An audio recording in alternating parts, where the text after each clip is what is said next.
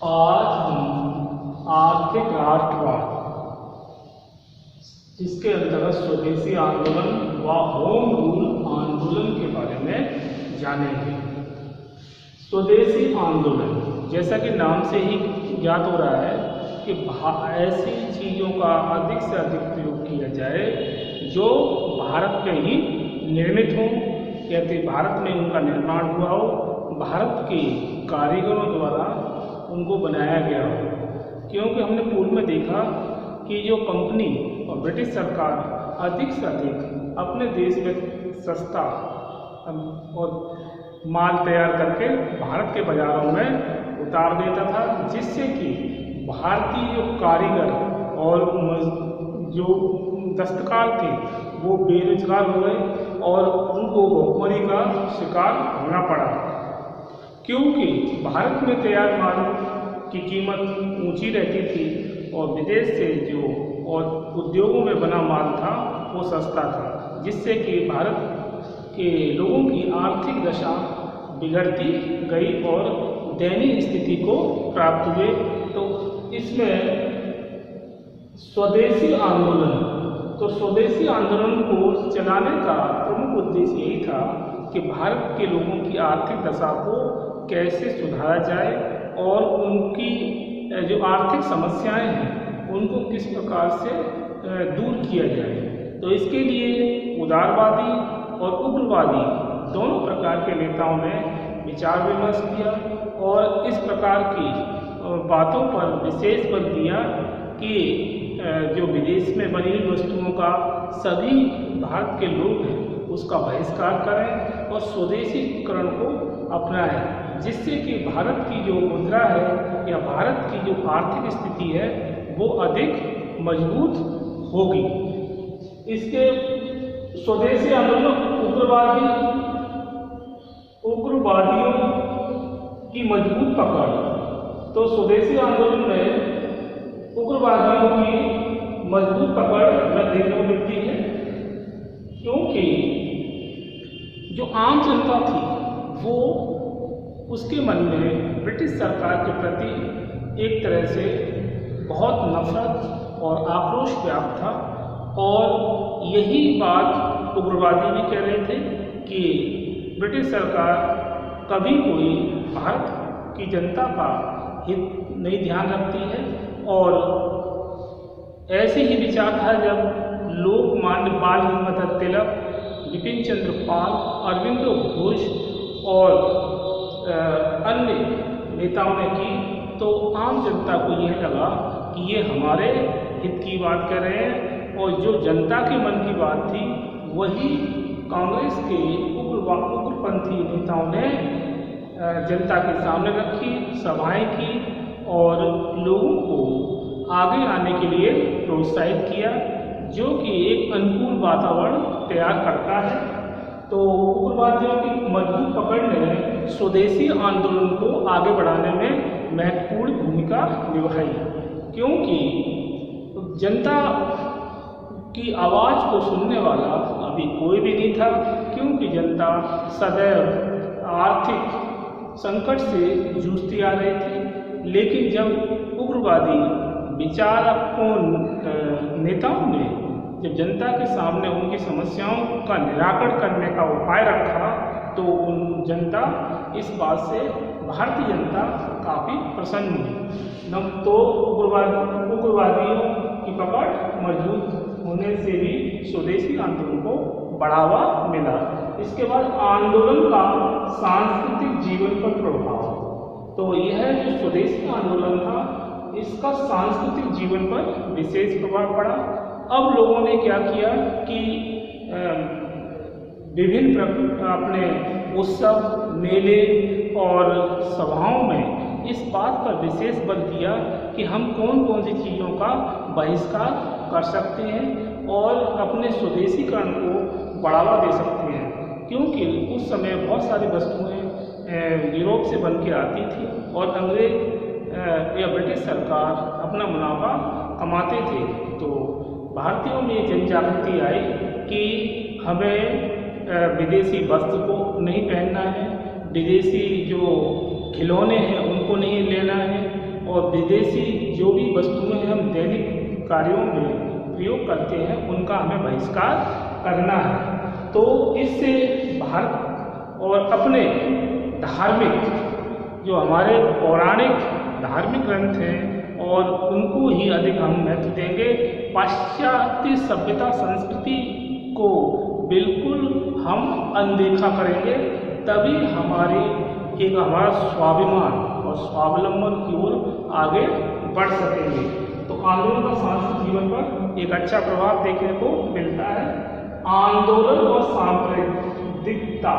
सांप्रदायिकता अंग्रेज ये बात अच्छी प्रकार से समझ रहे थे कि भारत में अगर हिंदू मुसलमान एक होकर अगर संघर्ष करते रहे तो वह दिन दूर नहीं जब सरकार को, ब्रिटिश सरकार को यह देश जल्दी से जल्दी छोड़ना पड़ेगा। तो उन्होंने सांप्रदायिकता का सहारा लिया। उन्होंने हिंदू और मुसलमानों के बीच झगड़े पैदा कराए और मुसलमानों को सदैव यही बताया कि हिंदू उनके हितैषी नहीं है, धर्म में बहुत अधिक अंतर है, आप इनके साथ नहीं रह सकते और आपको ये रहने भी नहीं देंगे। क्योंकि अधिकतर जो उच्च वर्ग था या जो जमींदार वर्ग था उसमें बहुलता हिंदुओं की थी और मजदूर वर्ग में मुस्लिम वर्ग अधिक आता था। तो इस प्रकार से हिंदू मुस्लिम नवाबों को इस बात के लिए भड़काया अंग्रेजों ने कि आप अलग हो जाएं तो ज़्यादा अच्छा है। ऐसा ही हमें 1905 में लॉर्ड कर्जन के द्वारा बंगाल विभाजन के रूप में देखने को मिलता है कि लॉर्ड कर्जन भारत में बढ़ते हुए राष्ट्रीय आंदोलन को तोड़ने का काम करता है और वह अपने उद्देश्यों में भी सफल हो जाता है। और बहुत सारे ऐसे उदाहरण हैं जिसमें अंग्रेजों ने हिंदू मुसलमानों के बीच में मतभेद पैदा करने के लिए बहुत सारे उपाय किए। तो आंदोलन को एक जो गति मिली हुई थी उस सांप्रदायिकता ने क्या किया, उसको मतलब धीमा कर दिया। जिससे क्या हुआ कि पहले हिंदू मुसलमान एक साथ राष्ट्रीय आंदोलन में शामिल हो रहे थे, लेकिन अब यहाँ पर एक तरह से रुकावट आने लगी। क्योंकि अब मुस्लिमों को कान भरने से अंग्रेजों द्वारा इस आंदोलन की गति में धीमापन आया। इसके बाद देखते हैं आंदोलन की कमजोरियाँ। तो आंदोलन की कमजोरियों में सबसे बड़ी जो कमजोरी थी वो सांप्रदायिकता की थी, जो लॉर्ड कर्जन ने अपने बंगाल विभाजन के द्वारा स्पष्ट कर दिया था। और आगे भी ब्रिटिश सरकार इस बात का ध्यान रख रही थी कि अगर भारत में अधिक समय तक अगर रुकना है तो यहाँ की सबसे बड़ी कमजोरियाँ सामाजिक बुराइयाँ, जातिवाद और उसके बाद जो है वह है सांप्रदायिकता का वातावरण, यानी हिंदू मुसलमानों के बीच में फूट डाल दो और उनको एक दूसरे के खिलाफ भर दो, जिससे कि वो जब एक नहीं रहेंगे तो राष्ट्रीय जो आंदोलन है वह अपने आप ही कमज़ोर पड़ जाएगा और ये स्वदेशी आंदोलन को और अधिक कमज़ोर करेगा। और ऐसा ही देखने को मिलता है। जो मुस्लिम जो लीडर्स थे उन्होंने यह समझाना शुरू कर दिया कि अंग्रेज उनके शत्रु नहीं, वो उनके हितैषी हैं और हमें तो खतरा हिंदुओं से। तो इस प्रकार से दरार पैदा होने से हिंदू मुसलमानों के बीच में स्वदेशी आंदोलन अपने आप कमज़ोर होने लगता है और जिसका नकारात्मक प्रभाव पड़ता है। आंदोलन का महत्व, हालांकि स्वदेशी आंदोलन में सांप्रदायिकता का बीज तो बोया गया था, लेकिन ये नहीं कह सकते कि स्वदेशी आंदोलन का किसी भी प्रकार से महत्व नहीं था। यह बहुत बड़ा मतलब एक स्वदेशी आंदोलन अपने आप में बहुत महत्वपूर्ण था, क्योंकि इसने लोगों को यह बात सिखाई कि यदि हम दूसरों पर सदैव निर्भर रहेंगे तो हमारी स्थिति मजबूत नहीं हो सकती, हम सदैव कमजोरी बनी रहेंगे। इसके लिए हमें आत्मनिर्भर बनना होगा और इसके लिए हमें अपने द्वारा बनाई गई वस्तुओं का ही उपयोग करेंगे, तो इससे हम उतना ही धन खर्च करेंगे जितनी हमें आवश्यकता है। यानी पाश्चात्य सभ्यता संस्कृति इस बात का घोतक थी कि अधिक से अधिक धन खर्च के अपने जीवन को वैभव विलास नहीं बनाया जाए, लेकिन भारतीय संस्कृति ने ऐसा कभी नहीं कहा। सादा जीवन और उच्च विचार पर बल दिया। तो आंदोलन का महत्व किसी भी तरीके से कम नहीं था और स्वदेशी आंदोलन अपने जिन उद्देश्यों को लेकर चला था वह अपने आप में अपने शिखर को छूने लगा था। तो स्वदेशी आंदोलन का इतिहास में एक विशेष महत्व है। इसके बाद हम देखते हैं होम रूल आंदोलन। तो होम रूल आंदोलन, इसमें श्रीमती एनी बेसेंट और लोकमान्य बाल गंगाधर तिलक का महत्वपूर्ण योगदान माना जा सकता है। श्रीमती एनी बेसेंट वास्तव में भारत के बनाए गए नियम कानून को ही आगे चलाना चाहती थी और एक स्वराज की उन्होंने कल्पना की। तो होम रूल आंदोलन के क्या कारण थे? नंबर 1 कारण है अपर्याप्त सुधार। मतलब भारत में जो अंग्रेज जैसी बातें करते थे कि ये सुधार करेंगे, ऐसा करेंगे, पर होता कुछ नहीं था। वो सिर्फ कागजी कार्रवाई रहती थी और अगर उसको धरातल पे देखा जाए तो वह एक तरह से झूठी बात साबित होती थी। जिसमें हम देखते हैं लॉर्ड मार्ले और लॉर्ड मिल्टन ने बातचीत करके, लॉर्ड मार्ले और मिल्टन ने बातचीत करके 1909 ईस्वी में सुधार अधिनियम पारित करवाया। लेकिन ये सुधार अधिनियम पारित तो हो गया, लेकिन इसका मूर्त रूप में इसका कोई भी प्रभाव देखने को नहीं मिलता, जिससे कि भारतीय जो युवा वर्ग के नेता, उग्रवादी पंथ के नेता इस बात से नाराज थे कि लॉर्ड मार्ले मिल्टन सुधार 1909 में जो सुधार अधिनियम पारित किया गया है उससे कोई विशेष लाभ नहीं हुआ, जिससे भारतीयों में असंतोष व्याप्त हुआ और होम रूल आंदोलन को बढ़ावा मिला। नंबर 2, सरकारी दमन के विरुद्ध प्रतिक्रिया। सरकारी दमन के विरुद्ध प्रतिक्रिया 1911 ईस्वी में राजद्रोह अधिनियम पारित कर दिया गया और इस अधिनियम द्वारा इस बात पर बल दिया गया कि अब जो भारतीय नेता लोगों को प्रेरणा देते हैं राजनीति की, उनकी सभाओं पर, सार्वजनिक सभाओं पर रोक लगाई गई। 1911 में राजद्रोह अधिनियम पारित कर भारतीय नेताओं की सार्वजनिक सभाओं पर रोक लगाई गई। इसका उद्देश्य ये था कि अगर नेता जब सार्वजनिक सभाएं नहीं करेंगे तो जनता को राजनीतिक जागृति उनमें लाना संभव ही नहीं हो पाएगा। तो ये भी एक कारण माना जा सकता है। नंबर 3, प्रथम विश्व युद्ध का प्रभाव। अब प्रथम विश्व युद्ध में ब्रिटिश सरकार ने यह घोषणा की थी कि वह जर्मनी के विरुद्ध लोकतंत्र की रक्षा के लिए लड़ रही है, लेकिन भारत में लोकतंत्र स्थापित करने के लिए तो ब्रिटिश सरकार अपना मुंह मोड़ रही थी। तो भारतीयों को ये अच्छी प्रकार से समझ में आ गया कि ब्रिटिश सरकार झूठ बोल रही है कि भारत में तो लोकतंत्र की लोग मांग कर रहे हैं, उसको लोकतंत्र नहीं दिया जा रहा, उस लोकतंत्र की स्थापना नहीं हो रही है। जबकि जर्मनी के विरुद्ध प्रथम विश्व युद्ध में युद्ध की घोषणा इसी आधार पर की गई कि हम लोकतंत्र की रक्षा के लिए प्रथम विश्व युद्ध में शामिल हुए और युद्ध लड़ रहे हैं और जो खर्चा है वो सब भारतीयों पर डाल दिया गया। तो भारतीयों को अच्छी प्रकार से बात समझ में आए कि हमारा आर्थिक और राजनीतिक शोषण हो रहा है। इसके बाद है उदारवादियों एवं उग्रवादियों में एकता।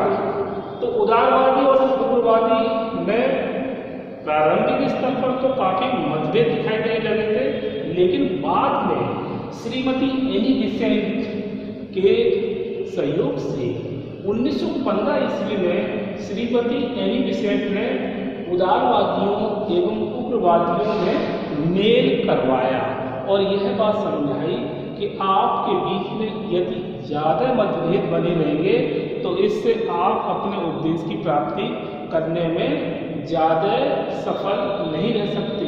तो इस प्रकार से उदारवादी और उग्रवादियों में एक था श्रीमती एनी बेसेंट के द्वारा 1915 में कराना एक बहुत बड़ी एक घटना मानी जा सकती है। इसके बाद होम रूल लीग की स्थापना। तो होम रूल लीग की स्थापना आयरिश नेता रेडमांड के नेतृत्व में आयरलैंड में होम रूल लीग की स्थापना होती है, जिसको भारत में श्रीमती एनी बेसेंट लेकर आती हैं। तो आयरिश नेता रेडमांड के नेतृत्व में आयरलैंड में होम रूल लीग की स्थापना होती है। और श्रीमती एनी बेसेंट भारत को वैसा स्वराज होम रूल के अंतर्गत दिलाना चाहती जैसा कि ब्रिटिश साम्राज्य के दूसरे उपनिवेशों को प्राप्त है। मतलब एनी बेसेंट का मानना था कि भारत में वैसा ही स्वराज स्थापित हो जैसा कि ब्रिटिश साम्राज्य के दूसरे उपनिवेशों में स्थापित है या उनको प्राप्त है। होम रूल लीग के उद्देश्य, अब इनके क्या पर्पस थे, क्या उद्देश्य थे, उसके बारे में देखेंगे। भारत को शीघ्र ही स्वशासन प्रदान किया जाए, ये पहला उद्देश्य था। होम रूल लीग का मानना था कि भारत में अति शीघ्र स्वशासन प्रदान किया जाए और जो कथनी और करनी में जो अंतर है उसको दूर किया जाए। ब्रिटिश सरकार एक तरफ तो लोकतंत्र की बात कर रही है और दूसरा भारत में एक तरह से अधिनायक तंत्र और एक अत्याचारी शासन के रूप में स्थापित है, तो इसका विरोध किया और स्वशासन की मांग शीघ्र की। इसके बाद नेक्स्ट भारत में चली आ रही शिक्षा पद्धति में परिवर्तन किया जाए। भारत में चली आ रही शिक्षा पद्धति में ये था कि अधिक से अधिक कॉलेजों की स्थापना, विश्वविद्यालयों की स्थापना हो, जिससे कि भारतीय उच्च शिक्षा प्राप्त कर सकें, क्योंकि ब्रिटिश सरकार के द्वारा ऐसे अधिनियम पारित कर विश्वविद्यालय अधिनियम पारित कर दिए गए थे जिससे कि भारतीय उच्च शिक्षा से दूर हैं और उनको अधिक से अधिक ज्ञान प्राप्त ना हो, क्योंकि वो मानते थे कि भारतीय यदि शिक्षक अधिक शिक्षित हो जाएंगे तो वो अंग्रेजों के लिए सिरदर्दी ही बनेंगे। इसलिए उन्होंने कठोर नियम और कानून बना दिए थे, जहां होम रूल लीग ने भारत में शिक्षा पद्धति में परिवर्तन के पर विशेष जोर दिया। देश में किए गए सार्वजनिक सुधार अपर्याप्त थे। तो ब्रिटिश सरकार के द्वारा जो भी आर्थिक क्षेत्र में, सामाजिक क्षेत्र में, राजनीतिक क्षेत्र में जो भी सुधार कार्य किए गए थे वो उस आधार मतलब उतने अच्छे नहीं थे जिससे कि यह माना जाए कि भारत की जनता जो है वो अच्छा जीवन जी रही है, क्योंकि हर क्षेत्र में भारतीय लोगों का आर्थिक शोषण, सामाजिक स्तर पर उनको एक तरह से नफरत की भावना से देखना और धार्मिक दृष्टि से उनके धर्म पर कटाक्ष करना, धर्म को गलत बताना और ईसाई मिशनरियों द्वारा भारतीयों को धर्म परिवर्तन पर बल देना, ये किसी भी तरीके से उचित नहीं था। तो भारत देश में किए जाने सामाजिक सुधार अपर्याप्त थे, अतः होम रूल लीग ने इस बात पर विशेष बल दिया कि जो सुधार कार्य हैं समाज के अंदर उनको और अधिक अच्छा किया जाए और अधिक से अधिक समाज सुधार किए जाए। इसके बाद है आर्थिक उन्नति के लिए प्रयत्न किया जाए। अब आर्थिक उन्नति के लिए सबसे बड़ा उदाहरण हमें देखने को मिलता है कि जब प्रथम विश्व युद्ध में ब्रिटिश सरकार युद्ध में भाग लेती है अंतर्राष्ट्रीय स्तर पर, लेकिन भारतीय सैनिक किसके लिए लड़ रहे हैं? इंग्लैंड के लिए। और यदि उन्हें यदि कोई चोटें आती हैं या उनका कोई शरीर का हिस्सा खराब हो जाता है तो तुरंत उनको निकाल देती थी। इसके बाद जो आर्थिक बोझ था वो सब भारतीयों पर डाल दिया था, भारतीय उसका निर्वहन करें, उसको भरपाई करें, जबकि युद्ध लड़ रही ब्रिटिश सरकार अपने लिए। तो इस प्रकार से क्या था कि भारत पर आर्थिक बोझ बढ़ता गया और आर्थिक बोझ बढ़ने से भारत के लोगों की आर्थिक दशा दयनीय हो गई और जो कि आगे चलकर भारतीयों के लिए एक चिंता का विषय बन जाती है। तो होम रूल लीग के अंतर्गत इस बात पर बल दिया गया कि भारतीयों की आर्थिक दशा को अतिशीघ्र सुधारा जाए। आंदोलन का आरंभ एवं प्रगति। इस होम रूल आंदोलन की शुरुआत जो था वो इसकी शुरुआत लोकमान्य बाल गंगाधर तिलक ने की और एनी बेसेंट ने इसके कार्य को आगे बढ़ाया। तो आंदोलन का आरंभ करने वाले जो नेता हैं वो लोकमान्य बाल गंगाधर तिलक थे और श्रीमती एनी बेसेंट ने इस आंदोलन को आगे बढ़ाने में अपनी महत्वपूर्ण भूमिका निभाई। इसके बाद है आंदोलन का दमन। तो 1917 ईस्वी तक ये आंदोलन अपने चरम पर था, मतलब होम रूल आंदोलन था वो 1917 ईस्वी तक तो यह आंदोलन अपने चरम सीमा पर पहुंच चुका था। लेकिन श्रीमती श्री एनी बेसेंट ने 1917 ईस्वी में कांग्रेस के अध्यक्ष और श्रीमती एनी बेसेंट की इतनी लोकप्रियता बढ़ गई थी कि उन्हें 1917 ईस्वी में कांग्रेस की अध्यक्ष चुन लिया गया। तो लेकिन ब्रिटिश सरकार अब इस आंदोलन को इतने उच्च शिखर पर पहुंचने से बहुत ईर्ष्या और घृणा करने लगी थी। उन्होंने दोनों यानी तिलक और श्रीमती एनी बेसेंट पर आर्थिक जुर्माना लगाया और उनके विरुद्ध अनेक राजनीतिक कार्य भी किए, जिससे कि जनता में यह बात जनता को यह विश्वास हो गया कि अंग्रेज किसी प्रकार से उनके हितैषी नहीं है, कि उनके लिए हित की बात करने वाले लोकमान्य बाल गंगाधर तिलक और श्रीमती एनी बेसेंट हित की बात कर रहे हैं। तो इसका बुरा ब्रिटिश सरकार को लग रहा है। तो यह बात खुल गई। लेकिन अंग्रेज सरकार ने आंदोलन का दमन करने में किसी भी तरह से कोई और कसर नहीं छोड़ी, जो कि भारतीयों के लिए एक प्रेरणा का विषय बन जाता है। आंदोलन की समाप्ति 1858 ईस्वी में महारानी विक्टोरिया की घोषणा के बाद यह घोषणा की जाती है, क्योंकि महारानी विक्टोरिया अभी ये अच्छी प्रकार से समझ रही थी कि भारत में यदि स्वायत्तता और सुधार कार्य अधिक नहीं किए गए तो भारत में फिर से और अधिक मतलब एक नफरत का वातावरण तैयार होगा। लोग दोबारा से एक 1857 की क्रांति दोबारा से करने को तैयार हो सकते हैं। तो उन्होंने बहुत सारे मतलब एक लचीलापन अपनाया, जिससे क्या हुआ कि भारत में जो कुछ आंदोलन चल भी रहे थे उनकी गति में कमी आई। तो समाप्ति तो नहीं कह सकते, पर हाँ उनके ब्रिटिश सरकार के घोषणाओं के द्वारा सुधार कार्य करने से भारतीय आंदोलन में थोड़ा धीमापन देखने को मिलता है। इसके बाद आंदोलन का महत्व।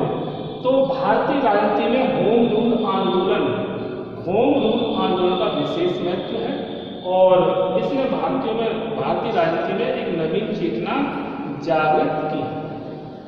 तो इस प्रकार आज हमने देखा कि स्वदेशी आंदोलन व होम रूल आंदोलन। स्वदेशी आंदोलन में हमने देखा कि उग्रवादियों की मजबूत पकड़, आंदोलन का सांस्कृतिक जीवन पर प्रभाव, आंदोलन और सांप्रदायिकता, आंदोलन की कमजोरियां और आंदोलन का महत्व। होम रूल आंदोलन में देखा हमने कारण क्या क्या थे। अपर्याप्त सुधार, सरकारी दमन के विरुद्ध प्रतिक्रिया, प्रथम विश्व युद्ध का प्रभाव, उदारवादी उग्रवादियों में एकता, होम रूल लीग की स्थापना, होम रूल लीग के उद्देश्य और भारत को ये उद्देश्य क्या थे, भारत को शीघ्र ही स्वशासन प्रदान किया जाए, भारत में चली आ रही शिक्षा पद्धति में परिवर्तन किया जाए, देश में किए गए सामाजिक सुधार पर्याप्त है, आर्थिक उन्नति के लिए प्रयत्न किया जाए, आंदोलन की प्रगति, आंदोलन का दमन और आंदोलन की गति में धीमापन और आंदोलन का महत्व। ये आज हमने इस वीडियो में जाना, इसके आगे नेक्स्ट वीडियो में ओके।